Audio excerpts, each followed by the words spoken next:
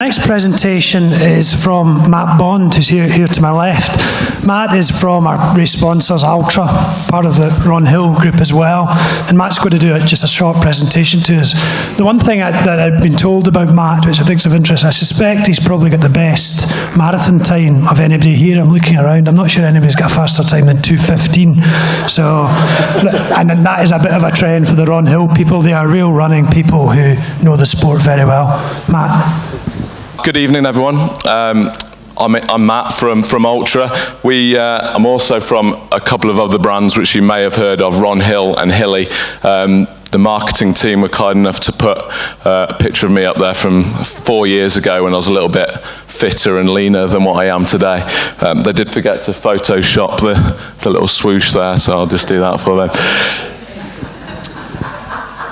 It's been, from a Ron Hill perspective, it's been a real honour to be part of the West Highland Way for what I think is the best part of 10 years, and obviously a lot's gone on since then.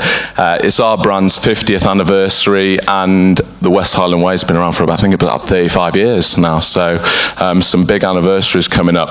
It's really nice, though, that we can kind of move Ultra into the forefront now, and we feel it's a really nice fit because Ultra has a real deep heritage in ultra distance running. So that works really well. Okay. What I'd like to do is just, I guess most of you should have heard of Ultra by now. We've put up enough banners here tonight, but how many people have heard of Ultra before it was sponsoring the West Highland Way? Just a show of hands. Okay, cool. Yeah, I'm not sure if that's more or less people than heard of John's podcast, but I think it's somewhere around there. So, yeah. What I'd like to do is basically just answer this question, like, why Ultra? Why are we sponsoring the West Highland Way? And why are these shoes so well suited not just to runners, but to ultra distance runners in particular? And why is this guy stood next to what looks like a microwave and a bunch of shoes?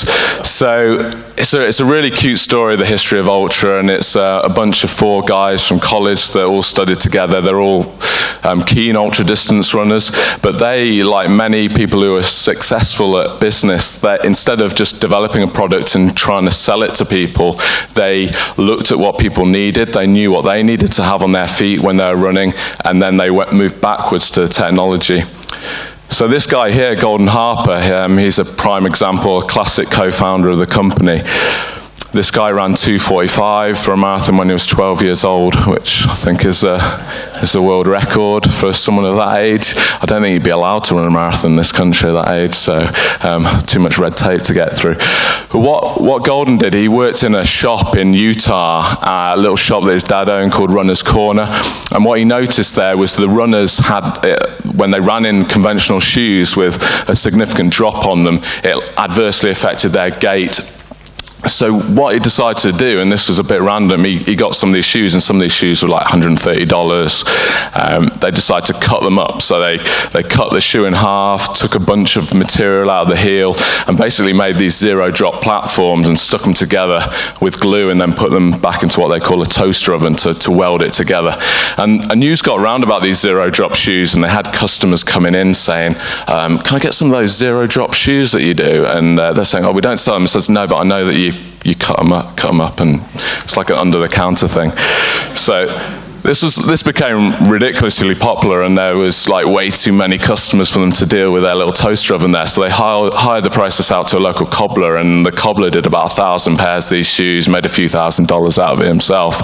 And like the guys thought, maybe something will come of this. So they took the idea to a few of the big brands, who basically just laughed at them and said, like, this is never going to take off. No one's going to be interested in. So that door was firmly shut in their face. The only option then was to basically make a running shoe brand, which is kind of easier said than done, because it's not just about making a shoe, you've got to make a prototype, and for them it took about 2 years.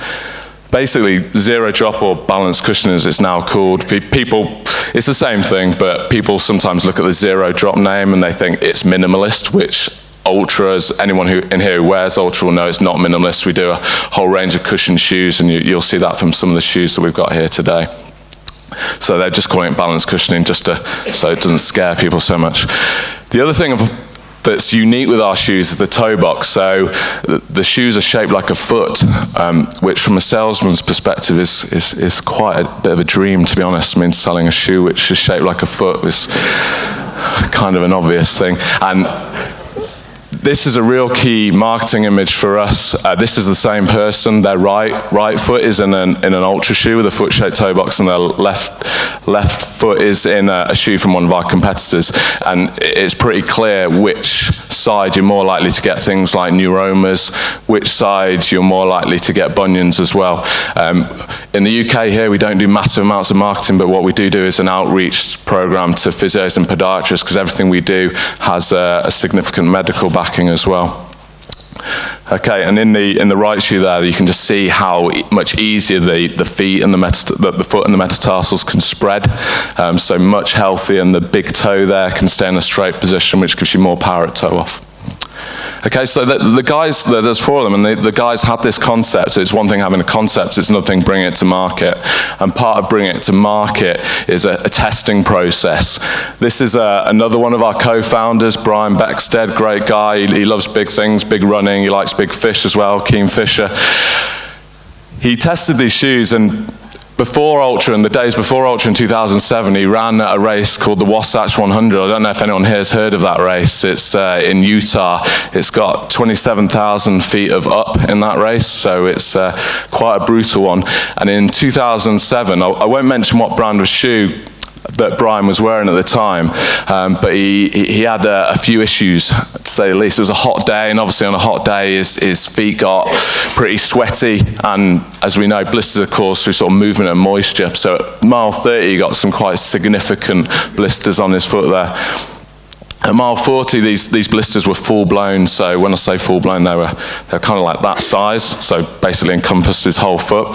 So he got the duct tape out. I don't know if that's a common thing in ultra-distance running, so strapped his feet up with duct tape. That worked for a while, but then at mile 57, the duct tape started ripping, so he ripped the duct tape off, and the blisters ripped as well, so a bit of a painful experience. Mile 75, he was at a place called the Brighton Ski Lodge, and from there you've only got basically about another 25 miles of pure uphill to go, and basically the balls of his feet were completely gone.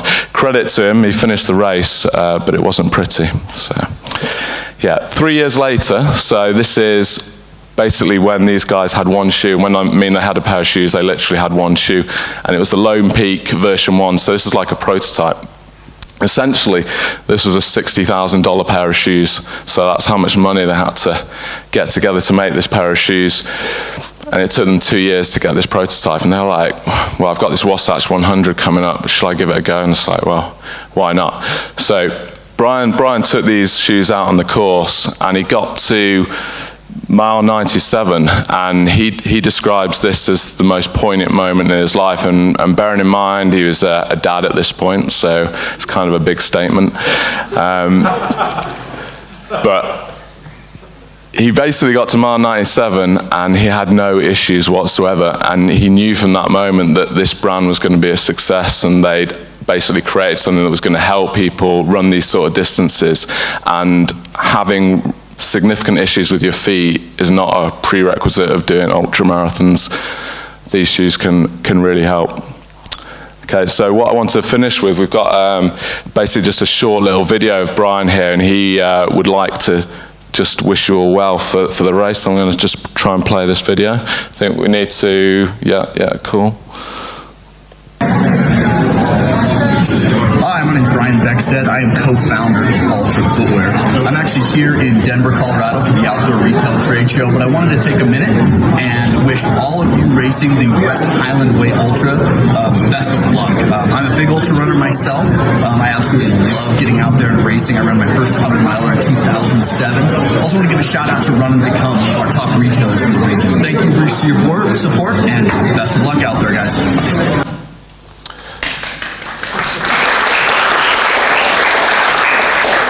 Cool. So yeah, just want to reiterate Brian's words there, and like absolutely best of luck on June the 20th at 1 a.m. I'm gonna do my best to make it there. Obviously not doing the race, but I'll try and be there. Yeah, and obviously I think we've got an interval coming up now, so you're more than welcome to come. I brought some shoes with me. If you want, if you're not familiar with the brand, you're more than welcome to have a look at some of the shoes and just have a chat about some of that technology there. Okay, thanks very much for listening. Thank you. Thanks very much, Matt. We've got